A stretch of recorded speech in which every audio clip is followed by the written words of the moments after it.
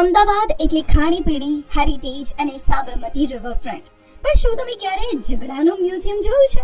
જી હા, અમદાવાદના હૃદય સમાન મિર્ઝાપુર વિસ્તારમાં આવેલું છે એક એવું અનોખું મ્યુઝિયમ જે માત્ર ઇતિહાસ નથી બતાવતું, પરંતુ સમાજના સંઘર્ષોને સમજવાની એક નવી દ્રષ્ટિ આપે છે. આ છે ભારતનું પહેલું મ્યુઝિયમ ઓફ કોન્ફ્લિક્ટ એટલે કે કોન્ફ્લિક્ટોરિયમ. દિલ્હી ચકલા વિસ્તારની એક જૂની અને ઐતિહાસિક ઇમારત જે ગુલ લોજ તરીકે ઓળખાય છે, તે આજે આ અનોખા મ્યુઝિયમનું સરનામું છે. 14 એપ્રિલ 2013ના રોજ અવની સેઠી દ્વારા આ કોન્ફ્લિક્ટોરિયમની શરૂઆત કરવામાં આવી હતી. આ જગ્યાનો મુખ્ય હેતુ કલા, સંસ્કૃતિ અને સંવાદના માધ્યમથી માનવ સંઘર્ષોને સમજવાનો છે.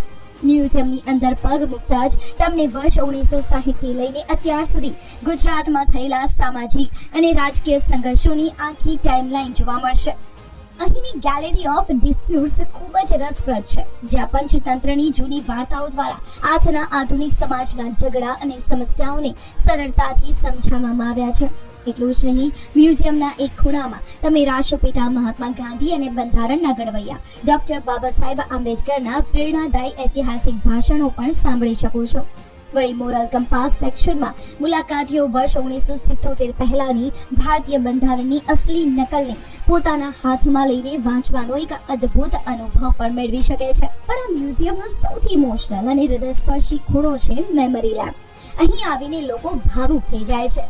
લોકો પોતાના જીવનના અંગત સંઘર્ષો, દુઃખ, ગુસ્સો કે વસવસો એક કાગળ પર લખે છે અને તેની કાચની બરણીમાં બંધ કરીને અહીં મૂકી દે છે. આ એક એવી જગ્યા છે જ્યાં માણસ પોતાના મનનો ભાર હળવો કરે છે. સાચે જ કોન્ફ્લિક્ટોરિયમ આપણને એકબીજા પ્રત્યે વધુ સંવેદનશીલ બનાવે છે અને સવાલ પૂછતા શીખવે છે. જો તમે પણ આ અરીસા સમાન મ્યુઝિયમની મુલાકાત લેવા માંગતા હો તો મંગળવારથી રવિવાર સવારે 11 વાગ્યાથી લઈને રાત્રે 8 વાગ્યા સુધી અહીં આવી શકો છો. સૌથી સારી વાત એ છે કે અહીં પ્રવેશ બિલકુલ ફ્રી છે. સરનામું નોંધી લેજો: ગુલ લોજ, RC હાઈસ્કૂલ સામે, મિર્ઝાપુર, અમદાવાદ.